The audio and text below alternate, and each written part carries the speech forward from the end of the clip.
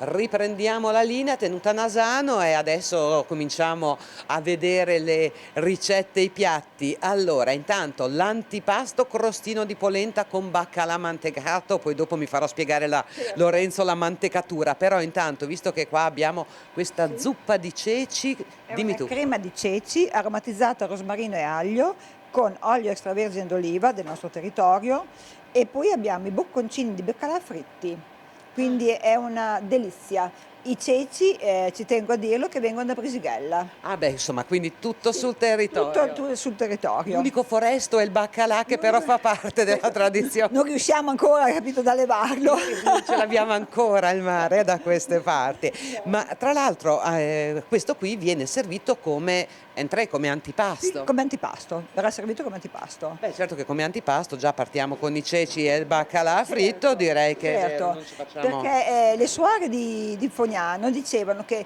bisogna cominciare il pasto con qualcosa di caldo, perché lo stomaco si deve abituare al cibo che arriva.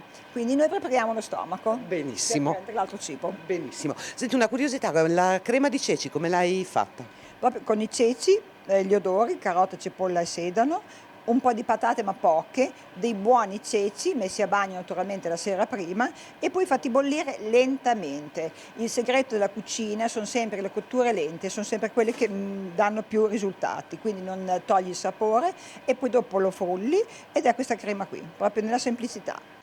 E Lorenzo è alle prese a preparare tutti gli altri bocconcini perché sono tanti gli ospiti qui stasera e quindi bisogna mettersi avanti. Intanto una gran maestria per lavorare sul pesce, questo si dà un pochino per scontato. Questi sono i bocconcini che poi vengono fritti, di cui ci parlava Lea. Esatto, così sono i bocconcini di baccalà che adesso andiamo a porzionare, poi prepariamo la pastella e al momento del servizio li friggiamo. Ok, quindi fritti all'ultimo momento. È la cosa più importante del fritto. La mantecatura è già pronta. E come si fa il baccalà mantecato? Questo mi incuriosisce molto. Sembra complicato, ma effettivamente è una cosa abbastanza semplice. Noi quest'anno abbiamo avuto la fortuna di poter usare il nostro olio della nostra azienda con gli olivi che abbiamo attorno a Releme Vigo, qui a Caso Varsegno, che è una cosa insolita perché di solito si fa con l'olio del lago di Garda più che dell'olio ligure, eccetera, eccetera. Ah niente, io ho cotto a vapore il baccalà con un po' di limone, qualche foglia di prezzemolo, quando era cotto l'ho spolpato, l'ho fatto raffreddare e poi l'ho montato come una maionese con l'olio. Ho aggiunto un po' di acciughe e nient'altro. E deve essere buonissimo, sono È curiosa. molto buono. E poi è una ricetta che non si può cambiare, anche il suo bello, va tenuta autentica. Beh, poi è bello anche l'utilizzo dell'olio che avete voi appunto a Releme Vigo, quindi un grande amore per quelli che sono i prodotti del territorio, insomma. Assolutamente, proprio la sfida non è quella tanto di cucinare e basta, ma è di cucinare con quello che offre il territorio, la nostra azienda agricola, ma soprattutto vedo questa collina che io sto scoprendo, che sia nel periodo primaverile ma anche nel periodo invernale è ricca, quindi dall'olio, dalle erbe spontanee ai funghi, un po' di cacciagione, c'è veramente tantissima cosa da scoprire e da cucinare. E questi sono il primo, con un ripieno particolare. Il condimento, ci sarà il baccalà, poi ci spieghi tutto, ma qua dentro che cosa c'è?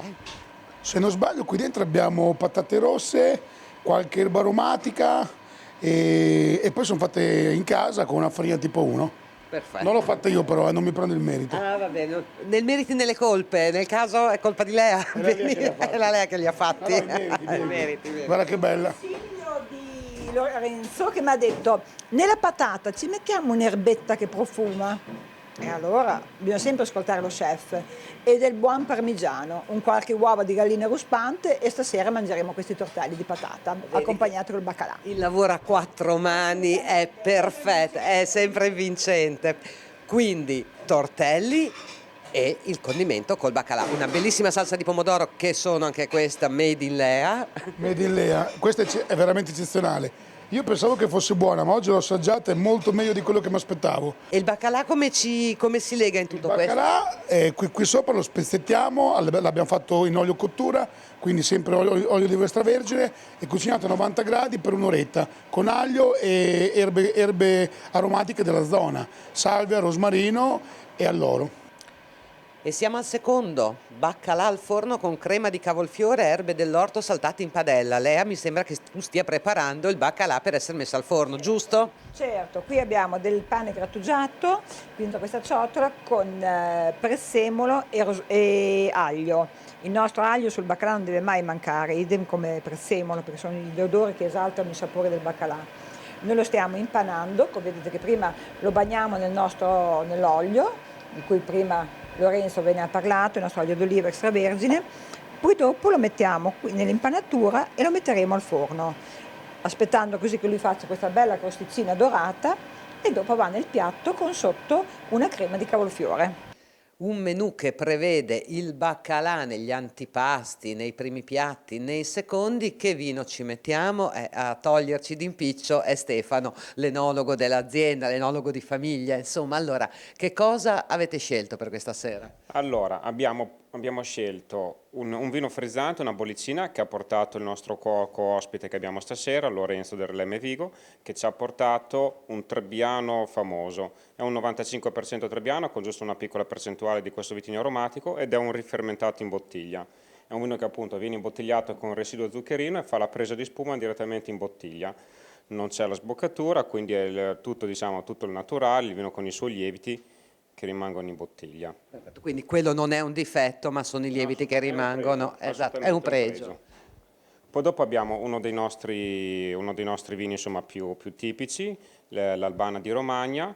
È un vino che fa una breve macerazione sulle bucce, dopodiché segue una fermentazione e un breve affinamento anche in legno, in modo per esaltare al massimo le caratteristiche di questo vitigno. E quindi questo lo abbiniamo al primo piatto. Il Trebbiano ci fa gli antipasti, con questo facciamo il primo piatto, poi andiamo sul rosso. Per il baccalà in forno andiamo col nostro Sangiovese, un superiore, la vendemmia è sempre la 2021, è una selezione di una vigna più vecchia, è un Sangiovese bello di carattere, un Sangiovese fruttato, bello intenso. È un po' una sfida abbinare il baccalà oppure è tutto sommato semplice? No, adesso il baccalà comunque si può fare in tantissime versioni, come lo proponiamo stasera, dall'antipasto al primo, al forno, al classico umido, quindi ci si può abbinare tranquillamente una grande vastità di vini. Ed eccoci qui, il momento clou di questa serata, il Lomamers, questi fuochi di marzo che danno il benvenuto alla primavera, anche se c'è ancora un po' di neve qui vicino, però deve dare il benvenuto, quindi è giusto così. Lea l'abbiamo strappata alla cucina momentaneamente, è scappata. Allora, una bella tradizione che torna anno dopo anno. Allora, guardate, per me è un'emozione, 23 anni che ripetiamo questa tradizione e non mi stancherò mai di dirlo, la partecipazione più siamo e meglio è, perché questi fuochi aiutano le nostre campagne, aiutano a far sì che la gente abbia voglia di stare assieme, di comunicare e di radunarsi vicino a un fuoco. Il fuoco scalda il cuore e scalda fuori, quindi scalda tutto.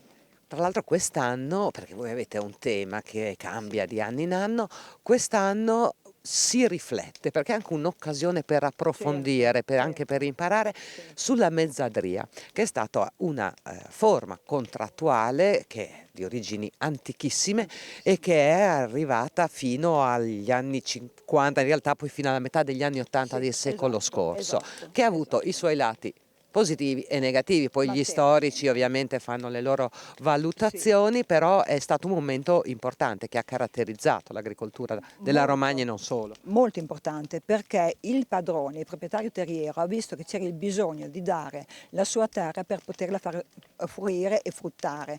Quindi c'è stato questo contratto a base che il mezzadro gli veniva data la possibilità di nutrire la famiglia e di vivere al coperto, infatti ci si dava la casa e tante volte anche alcuni animali gli si lasciava al mezzadro perché nutriva la famiglia e intanto nutriva anche il padrone, perché si doveva fare a metà, infatti mezzadria viene proprio dal latino mezzo, quindi si fa a metà. Tra l'altro appunto questo sistema, quello della mezzadria, come dicevo, ha avuto dei limiti perché ovviamente il contadino, il mezzadro non aveva la possibilità economica per investire, quindi per crescere. Il padrone gli andava benissimo perché i fondi erano tanti e aveva la metà, quindi ha limitato quello che era lo sviluppo, la meccanizzazione che nelle campagne. D'altra parte però il fatto che, come dicevi tu, il mezzadro doveva vivere con la famiglia ha in qualche modo disegnato quello che era il paesaggio agrario e quindi non era la monocoltura che conosciamo, ma c'erano un po' d'olivo, un po' di frutta, un po' Perché di la tutto. famiglia doveva produrre tutto, perché era lì che si mangiava con quello che tu producevi tutto l'anno. Quindi diciamo, l'astuzia del contadino di fare l'orto, di piantare le sue cose e soprattutto seguire la stagionalità, perché poi era obbligato a fare questo. E di qui noi ripeschiamo un po' questa tradizione. Come associazione di lavoro di contadini ritorniamo a ripescare, a vedere queste vecchie tradizioni, perché sono tradizioni che dobbiamo imparare a mandarle nel futuro, perché il chilometro zero che noi decantiamo tanto, loro l'avevano già imparato questo chilometro zero, era il suo modo di vivere, quindi noi non facciamo altro che ripescare dal futuro, naturalmente con la meccanizzazione, con tutti i mezzi che abbiamo che ci aiutano a lavorare la terra. Lo vogliamo fare un augurio per il Certo. prossimo anno, perché insomma... Allora, noi speriamo di rivederci qui nel 2024, accendere un bel fuoco. Vedete, il fuoco questa sera è andato proprio su dritto, con tutte queste sfioliggianti, guardate come va su nel cielo, quindi è di buon auspizio. Scacciamo i demoni della tempesta, del cattivo tempo, Della siccità. della siccità soprattutto, e vogliamo sì che la campagna ci dia dei frutti buoni per tutti quanti. Bene, allora io ti ringrazio, ovviamente grazie anche a voi che ci avete seguito, come sempre in sovraimpressione con Posso questi... dire due paroline solo veloci? Certo, Allora, un appuntamento importante, il 3 di marzo avremo l'inaugurazione della mostra nella Galleria La Molinella a Faenza, la mostra sulla mezzadria, quindi lì si vedono delle cose veramente interessanti e invito tutti quanti a venire a fare un passaggio a visitare questa mostra qui. Ci saranno gli orari comunque se andate sul nostro sito, sul lavoro di contadini, e vedrete delle cose molto molto interessanti. E sarà aperta per 12 giorni, quindi dal 3 fino al 12 di marzo. infatti questo ti volevo chiedere, dal 3 sì. fino al 12. Sì. Bene, allora grazie a Lea, a voi. grazie a voi che ci avete seguito, in sovraimpressione come sempre tutti i nostri riferimenti per vederci e rivederci sui canali web, social, avete solamente l'imbarazzo della scelta. Grazie e arrivederci alla settimana prossima.